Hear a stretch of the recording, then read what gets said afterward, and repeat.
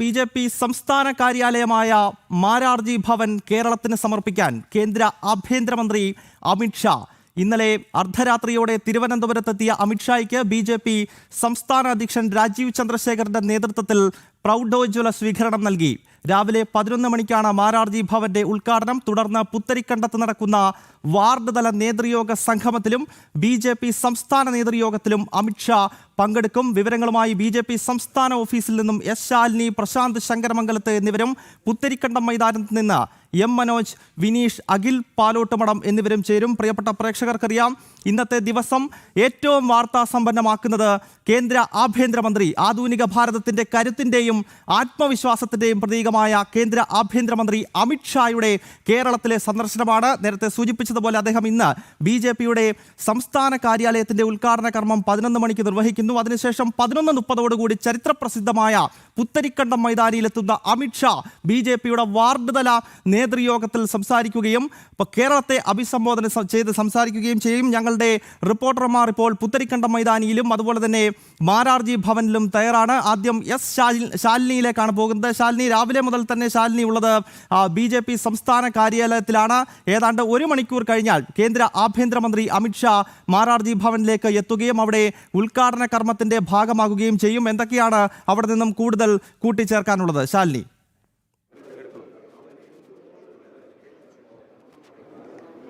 ഗൗതം സൂചിപ്പിച്ചതുപോലെ തന്നെ ചരിത്ര മുഹൂർത്തത്തിന് കാത്തിരിക്കുകയാണ് അനന്തപുരി ശ്രീ പത്മനാഭന്റെ മണ്ണ് എന്നുള്ളതാണ് നമ്മൾ പറയേണ്ടത്. ബി.ജെ.പിയുടെ സംസ്ഥാന കാര്യാലയം KG മാരാർ ഭവൻ അതിൻ്റെ ഔദ്യോഗിക ഉദ്ഘാടന ചടങ്ങിലേക്ക് കടക്കുകയാണ്. ഫെബ്രുവരിയിൽ ഒരു പാലുകാച്ചൽ ചടങ്ങ് നടന്നിരുന്നു. അതിനുശേഷം മാസങ്ങൾക്ക് ഇപ്പുറം കേന്ദ്ര ആഭ്യന്തരമന്ത്രി അമിത്ഷാ എത്തിക്കൊണ്ടിരിക്കുകയാണ്. ഇനി ഏതാനും നിമിഷങ്ങൾക്കുള്ളിൽ അദ്ദേഹം ഈ ഒരു സ്റ്റേറ്റ് ഓഫീസിൻ്റെ ഈ അങ്കണത്തിലേക്ക് എത്തും. ഒരുപക്ഷെ ഒരുപാട് വരുന്ന സ്വയം സേവകരുടെ അവരുടെ കഠിനാധ്വാനത്തിൻ്റെ അവരുടെ പ്രയത്നത്തിൻ്റെ അവരുടെ കാത്തിരിപ്പിൻ്റെ ഒക്കെ ഒരു പൂർണ്ണതയിലേക്ക് എത്തുന്ന ദിവസം കൂടിയാണ് ഇന്ന് എന്നുള്ളതാണ് നമ്മൾ എടുത്തു പറയേണ്ടത്. കാരണം വർഷങ്ങൾ നീണ്ട കാത്തിരിപ്പാണ്, 2.5 പതിറ്റാണ്ടുകളോ നീണ്ട കാത്തിരിപ്പ്. ആ കാത്തിരിപ്പിനൊടുവിലാണ് ഈ ഒരു സ്വപ്ന ഗൃഹം അത് പൂർത്തീകരണത്തിലേക്ക് എത്തിയതിന് ശേഷം എന്നതിൻ്റെ ഔദ്യോഗിക ഉദ്ഘാടനം നടക്കുമെന്നുള്ളൊരു ചോദ്യമായിരുന്നു പലർക്കും ഉണ്ടായിരുന്നത്. 7 നിലകളിലായി തയ്യാറാക്കിയ ആ വിസ്മയം എന്ന് നാടിന് സമർപ്പിക്കും, പ്രവർത്തകർക്ക് സമ്മാനിക്കും, ഈ തെരഞ്ഞെടുപ്പിന് മുൻപ് അതുണ്ടാകുമോ എന്നൊക്കെയുള്ള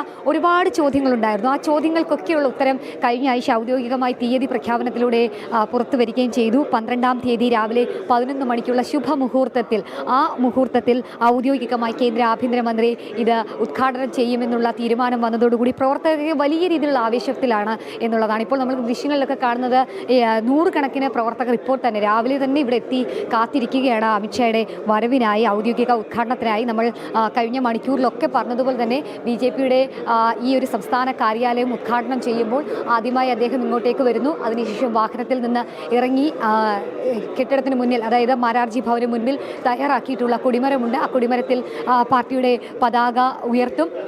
ആ കൊടി ഉയർത്തിയതിനു ശേഷം തൊട്ടടുത്ത് തന്നെയായി തയ്യാറാക്കിയിട്ടുള്ള പ്രത്യേക സ്ഥലത്ത് ചെമ്പകത്തൈ അദ്ദേഹം നടുന്നുണ്ട്. ചെമ്പകത്തൈയും നട്ടതിന് ശേഷമാണ് കേന്ദ്ര ആഭ്യന്തരമന്ത്രി കെട്ടിടത്തിനുള്ളിലേക്ക് കയറാൻ പോകുന്നത്. ഇവിടെ തയ്യാറാക്കിയിട്ടുള്ള ഈ സ്വർണ്ണ നാട, ഈ നാട മുറിച്ചുകൊണ്ടാണ് ആഭ്യന്തരമന്ത്രി അമിത്ഷാ ഈ കെട്ടിടത്തിലേക്ക് കയറാൻ പോകുന്നത്. ഈ കയറിയതിന് ശേഷം തൊട്ട് കെട്ടിടത്തിൻ്റെ ഉള്ളിൽ തന്നെ തയ്യാറാക്കിയിട്ടുള്ള നിലവിളക്ക് കൊളുത്തുന്നുണ്ട്. നിലവിളക്ക് കൊളുത്തതിന് മുൻപ് ഇവിടെ തയ്യാറാക്കി വെച്ചിട്ടുള്ള വെങ്കല പ്രതിമകൾ, ജനസംഘത്തിൻ്റെ രൂപീകരണ സമയത്ത് ജനസംഘത്തിൻ്റെ രൂപീകരണ നേതാക്കന്മാരുടെ ചിത്രങ്ങൾ അടങ്ങിയ ആ ഒരു പ്രതിമ ഇവിടെയുണ്ട്. ആ പ്രതിമയിൽ അദ്ദേഹം പുഷ്പാർച്ചന നടത്തും. അതിനുശേഷം നിലവിളക്ക് കൊളുത്തി ഔദ്യോഗികമായി ഈ ചടങ്ങ് ഉദ്ഘാടനം ചെയ്യും. ഈ ഒരു കെട്ടിടം എന്ന് തന്നെ നമുക്ക് പറയാൻ എന്നതിനപ്പുറം ഒരു വീടാണ്. ഒരുപാട് സ്വയം സേവകരുടെ ഭവനം, കഠിനാധ്വാനം, പ്രയത്നമൊക്കെ ചേർന്ന ഒരു അവരുടെ ഒരു എല്ലാം ആയിരുന്ന ഒരു മാരാർജി ഭവൻ.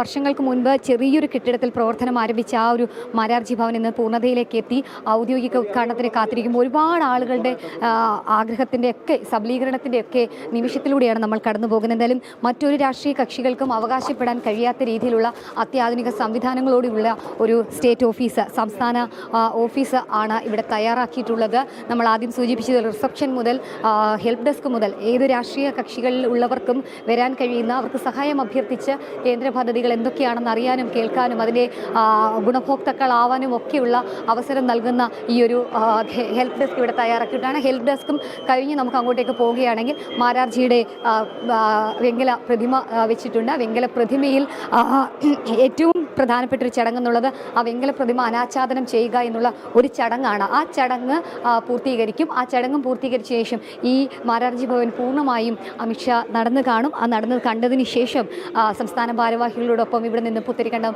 മൈതാനിയിലേക്ക് പോവുകയും ചെയ്യും. അവിടെയാണ് ഒരു പൊതുപരിപാടി സംഘടിപ്പിച്ചിട്ടുള്ളത്. BJPയുടെ വാർഡ് തല നേതൃ സംഗമം. അതിൽ ഏകദേശം 25,000 പേർ നേരിട്ട് പരിപാടിയിൽ പങ്കെടുക്കും.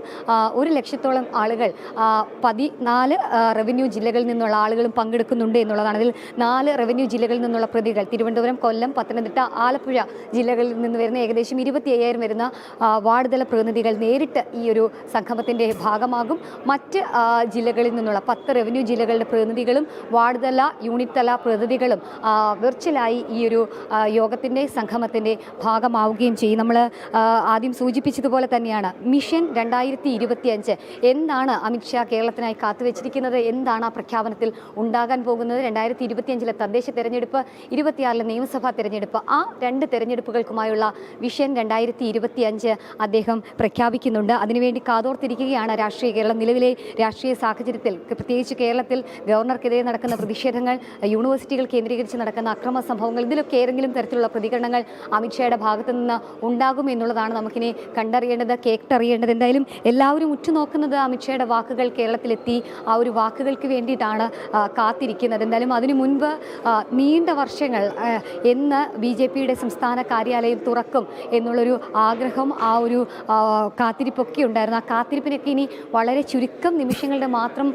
അകലം മാത്രമേ ഉള്ളൂ. കൃത്യം 11 മണിക്ക് തന്നെ BJPയുടെ സംസ്ഥാന കാര്യാലയത്തിലേക്ക്, സംസ്ഥാന ഓഫീസിലേക്ക് കേന്ദ്ര ആഭ്യന്തരമന്ത്രി അമിത്ഷാ എത്തും. എല്ലാ സുരക്ഷാ ക്രമീകരണങ്ങളും പൂർത്തിയാക്കി അതിനു വേണ്ടിയിട്ടുള്ള സംവിധാനങ്ങളും ഒരുക്കങ്ങളും ഒക്കെ ഇവിടെ അതിൻ്റെ അവസാന ഘട്ടത്തിലേക്കാണ്. ഞാൻ ആദ്യം സൂചിപ്പിച്ചതുപോലെ തന്നെ അദ്ദേഹം ഈ ഒരു മാരാർജി ഭവനുള്ളിലേക്ക് കയറി കഴിഞ്ഞാൽ ആദ്യം കാണുന്നത് നമുക്കിവിടെ ജനസംഘത്തിൻ്റെ രൂപീകരണ സമയത്തുണ്ടായിരുന്ന ദീൻദയാൽ ഉപാധ്യായ അടക്കമുള്ള ആളുകളുടെ വെങ്കല പ്രതിമയുണ്ട്. ആ പ്രതിമയിൽ അദ്ദേഹം പുഷ്പാർച്ചന നടത്തും. അതിനുശേഷമാണ് ഈ നിലവിളക്ക് കൊളുത്തുന്നത്. ഈ നിലവിളക്ക് കൊളുത്തുന്നതോടു കൂടിയാണ് ഔദ്യോഗികമായൊരു ഉദ്ഘാടന ചടങ്ങ് പൂർത്തീകരിക്കുന്നുള്ളത്. അതിനുശേഷമാണ് മാരാർജിയുടെ വെങ്കല പ്രതിമ അനാച്ഛാദനം ചെയ്യാൻ പോകുന്നത്. എന്തായാലും വലിയ ആവേശത്തിലാണ്, വലിയ പ്രതീക്ഷയിലാണ്. അത് മാത്രമല്ല തദ്ദേശ തെരഞ്ഞെടുപ്പിനുള്ള ഒരുക്കങ്ങൾക്ക് കൂടിയാണ് ഔദ്യോഗികമായി അമിത്ഷായുടെ വരവോടുകൂടി തുടക്കമാകുന്നത് എന്നുള്ളതാണ് എടുത്തു പറയേണ്ടത്. എന്തായാലും BJPയുടെ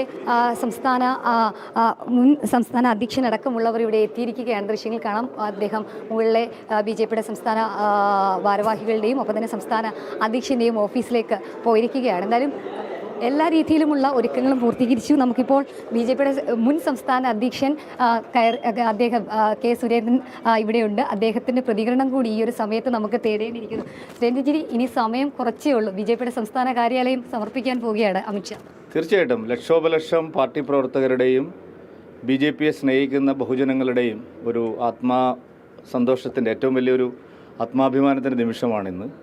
കഴിഞ്ഞ 60 വർഷത്തിലധികമായി കേരളത്തിലെ ഓരോ ദേശീയ സംഘടനകളുടെ പ്രവർത്തകനും ആഗ്രഹിക്കുന്ന ഒരു കാര്യം, അതിമനോഹരമായ എല്ലാ സൗകര്യങ്ങളും ഉള്ള ഒരു പാർട്ടി കാര്യാലയം ഇന്ന് പൊതുജനങ്ങൾക്കായിട്ട് തുറന്നു കൊടുക്കുകയാണ്.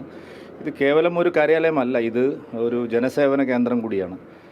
രാജീവ് ചന്ദ്രശേഖർജി അത് നേരത്തെ തന്നെ പറഞ്ഞിട്ടുണ്ട്. കാരണം ഇതിൻ്റെ ഹെൽപ്പ് ഡെസ്കും അതുപോലെ കേന്ദ്ര പദ്ധതികളുടെ ജനങ്ങളുടെയൊക്കെ വേണ്ടി അതിനെല്ലാം വേണ്ടിയിട്ടുള്ള എല്ലാ സൗകര്യങ്ങളുള്ള ഒരു ഓഫീസാണ്. ഒരുപാട് പ്രതിസന്ധികൾ അതിജീവിച്ചാണ് ഈ ഓഫീസ് പൂർത്തിയായത്. ആ ഒരു സന്ദർഭത്തിൽ ഒരുപാട് പേരുടെ ഇടയിൽ ഞാൻ പ്രസിഡൻ്റായിരിക്കുന്ന കാലത്തും ഇത് പൂർത്തിയാക്കാൻ വേണ്ടിയിട്ടുള്ള നല്ല പരിശ്രമങ്ങളാണ് നമ്മുടെ പ്രവർത്തകർ നടത്തിയത്. കേന്ദ്രത്തിലെ പാർട്ടി അതുപോലെ തന്നെ സംസ്ഥാനത്തെ ഓരോ പാർട്ടി പ്രവർത്തകനും അവരുടെ വിയർപ്പിൻ്റെ അധ്വാനത്തിൻ്റെ വിലയാണ്. തീർച്ചയായിട്ടും ഇന്ന് വളരെ സന്തോഷം നൽകുന്ന ഒരു ദിവസമാണ്. പുതിയ സംസ്ഥാന കമ്മിറ്റി ഓഫീസ്, സംസ്ഥാന ഭാരവാഹികൾ തെരഞ്ഞെടുപ്പിനുള്ള ഒരുക്കങ്ങളും തുടങ്ങാണ്. തീർച്ചയായിട്ടും ഞങ്ങൾ ലോക്സഭാ തെരഞ്ഞെടുപ്പിന് മുമ്പ് തന്നെ ഈ ഒരു പാർട്ടി കാര്യാലയത്തിൻ്റെ പാലുകാച്ചൽ കർമ്മം നിർവഹിച്ചത് തന്നെ അതിൻ്റെ ഒരു ഉദ്ദേശത്തിലായിരുന്നു. അതിൻ്റെ ഫലം നമ്മൾ കണ്ടു. നല്ല വിജയം കേരളത്തിൽ BJPക്ക് ഉണ്ടായി. ആദ്യമായിട്ടൊരു MP ഉണ്ടായി. ഏതാണ്ട് വോട്ട് ഷെയർ 20% വന്നു. ഇനിയുള്ള കുതിച്ചുചാട്ടത്തിന് എല്ലാം പാകത്തിലുള്ള ഒരു ഓഫീസാണ് പണിതിരിക്കുന്നത്.